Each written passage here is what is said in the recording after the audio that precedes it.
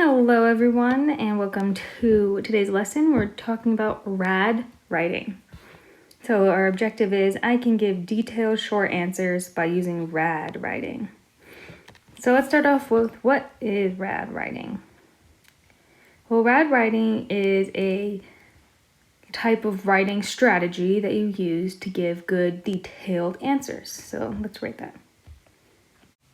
RAD is a writing strategy used to give detailed short responses to a writing prompt. So why use RAD writing? Using RAD writing will enhance your short responses by including the question, the answer, and the details. So let's talk about what RAD writing stands for. I'm going to go to the next page, actually. So we're asking the next question now, what does RAD stand for?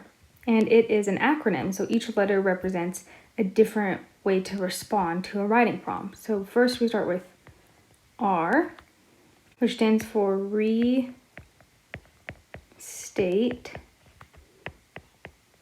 the question.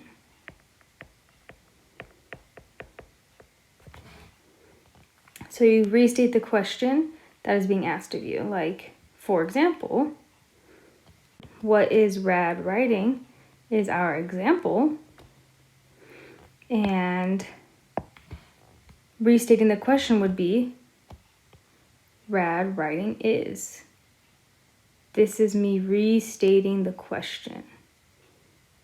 Instead of just saying a writing strategy. I'm writing RAD is a. So I'm including RAD, and that's from the question in my answer. Next we have A, which stands for answer the question. So if we go up here, I already said RAD is a, so I restated, and now I'm answering the question. It is a writing strategy. So that's my answer. The answer is that RAD is a writing strategy. Finally, I have D.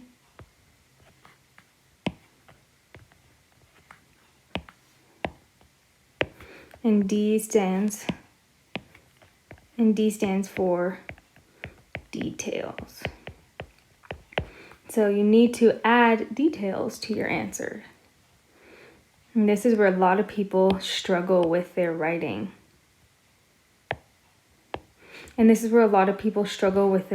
So I restated the question, RAD is a, and I answered it, RAD is what? A question is asking what is RAD, and I answered it by saying it's a writing strategy. But I gave this, which is all details. I'm giving you details that it's about giving details to short responses to a writing prompt. So those are all details. Now we can do the same thing for the second question. Why use RAD writing? So we'll start with where we restate the question. So this is me restating the question.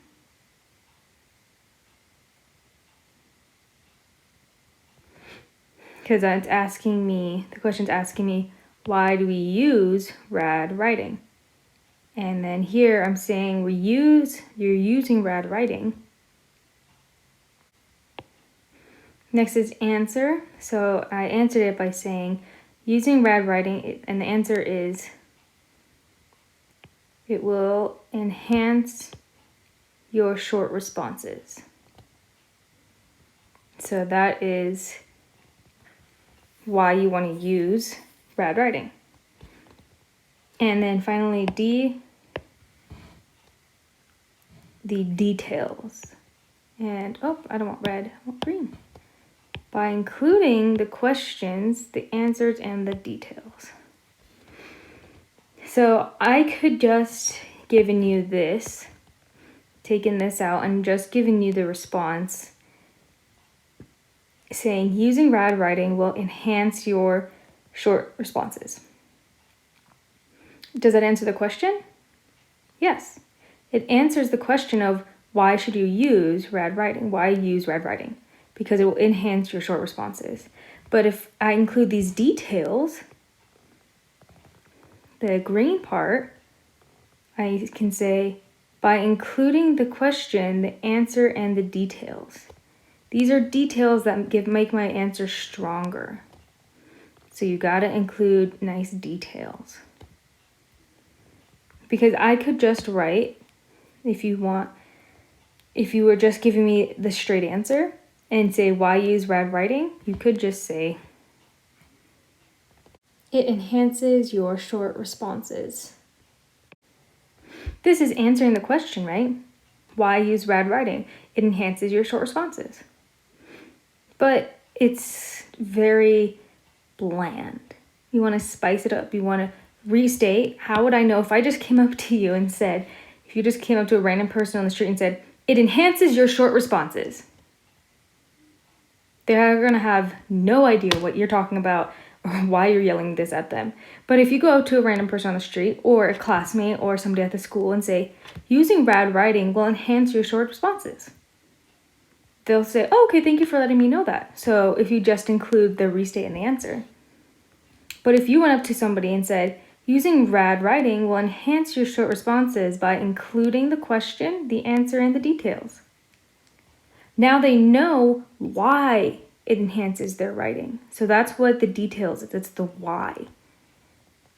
So if you were trying to tell somebody to use RAD writing, if you just tell them using RAD writing will enhance your short responses, they might not believe you. By giving details, you're helping describe why to use it or describing your answer. So the details will always enhance your answer, and it goes along with your answer. It's supporting this. Okay, so here is a quick, simple example. So there's 3 different levels to your writing that I've decided that I'm breaking up your writing. So we'll look at the question. What is your favorite place? And if you remember, I asked this question on your About Me slides. On your About Me slides. What is your favorite place? And in my response, it was it was kind of a tasty response. But let's talk about what different types of response is. So if I say, what is my favorite place? And I say, my egg chair. Some of you may not even know what that is. What is an egg chair? Where is the egg chair? Is it somewhere in my house? Is it somewhere in a different state, a different country, a different city? Writing, I'm just giving an answer. I'm not giving any other detail. I'm just telling you my answer straight up. I'm not even restating the question. I'm just telling you I'm answering the question, my egg chair. If I make it a little bit tastier, I could say, my favorite place to be is my egg chair in my backyard. So in this tasty example, I've restated the question, so it's getting a little bit tastier. That's restating the question. I answered it by saying it's my egg chair, and I gave a little bit of detail because I told you it's in my backyard. So that's tasty, but it's not spicy. I want good, spicy, detailed answers. So a good spicy detail could be, so here's my spicy response. My favorite place to be is my egg chair in my backyard. It is a swinging chair shaped like an egg. I love to sit here and read. So let's highlight what we have. We have restate the question. I've answered the question. And now I'm giving details. And these are all details, which spicy up my writing.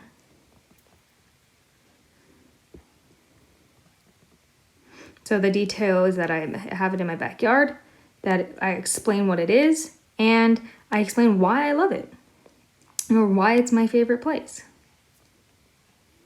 So this is just a simple example. Let's get into something a little more spicy. Okay, here we have this short excerpt, and I'm going to read it. This is for a fiction writing example. So Lucy never put anything away. When she made her breakfast in the morning, she left the cereal and milk out on the counter, and she left her dirty bowl on the table. When she got home from school, she tossed her coat and her backpack on the floor where her mother often tripped on them when she came in from work. One day, Lucy and her friend Amelia decided to color pictures outside under the big oak tree. Lucy had just gotten a brand new box of 108 crayons, and she wanted to try them out. They sat under the tree, happily coloring until it was time for Amelia to go home. Want me to help clean up? Amelia asked before she left. Nah, I'll do it later, Lucy replied as she headed inside to watch TV. Lucy watched 3 shows and forgot about the crayons. The next day, when Lucy went outside to play, she found that the sun had melted her new crayons into a big, goopy mess. So based on that reading, here's your prompt. It's your question. What could Lucy do in the future to prevent something like this happening? So we'll start with a bland response. A bland response would just straight be answering the question. Lucy can clean up right away. So all this does is answer the question. It's answered well. It's a good answer. Yeah, she could just clean up afterwards right away, right? But it's not really giving us detail or anything else to grab the reader's attention. So let's give a little bit of a tasty response. So the tasty response could be, in the future, Lucy could clean up right away. So in this tasty response, we're given a restate, so that's good. The question is restated in the future, because the question is asking us, what could Lucy do in the future to prevent this? So at least it's restating the question by saying in the future. And then it's answering the question.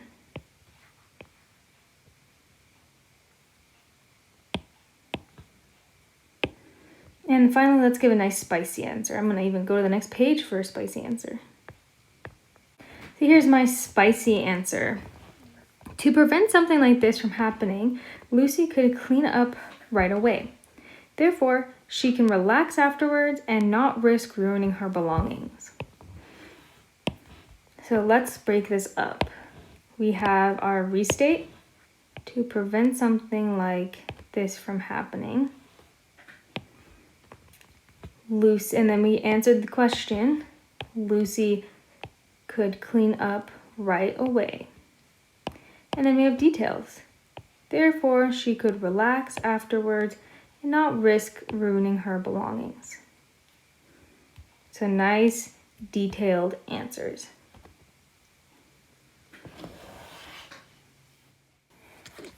All right, here's our last example. It is a nonfiction example. So let's read it. It should sound familiar. Cave art tools. Prehistoric tools included engraving tools, grinding stones, and scrapers. Scientists study tools like these and try to guess how they were used. For example, scientists believe that cave artists made paintings by grinding colored materials into powder on grinding stones. The artist then probably mixed the powder with animal fat or vegetable oil to create various colors.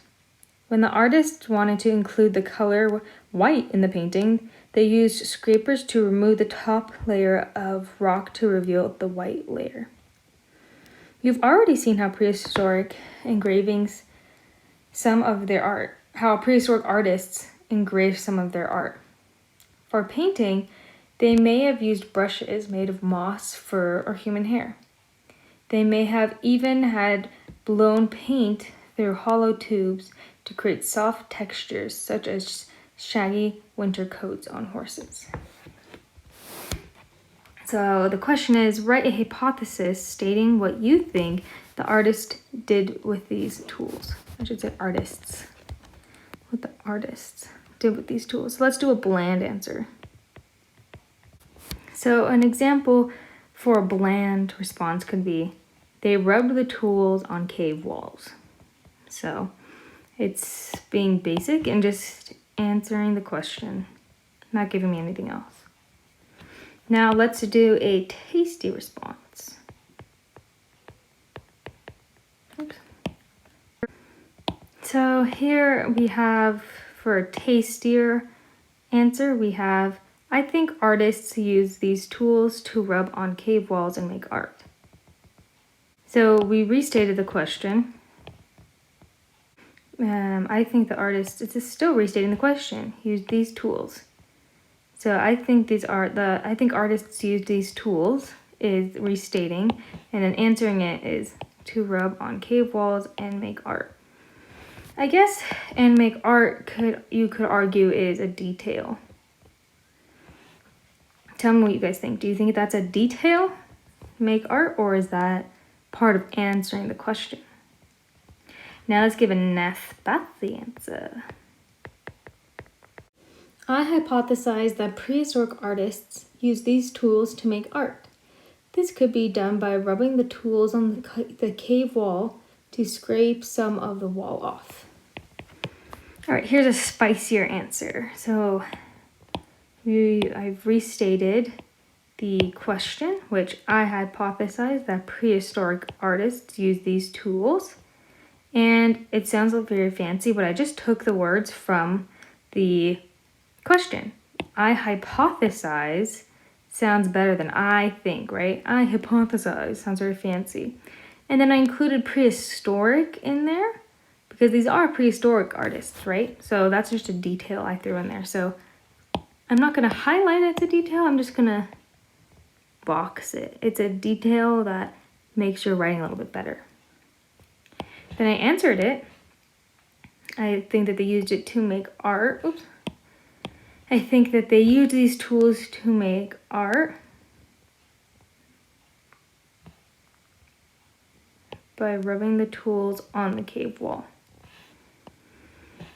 And my details is that it's helped to scrape some of the wall off.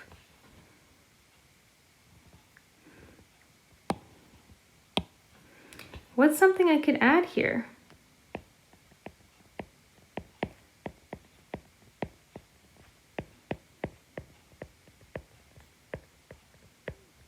What's something I can add on to this? Or you can tell me. So in the comments, you can tell me what else could we add on to this to make it sound even better, to make it even stronger of an answer. And or you can tell me in the chat or in the comment section, how would you answer this question? And be prepared to answer this question on Google Classroom. So look out for this question on Google Classroom. What are the benefits of using RAD writing? So look for that question on Google Classroom. Think about the best way to answer that question. Bye, guys.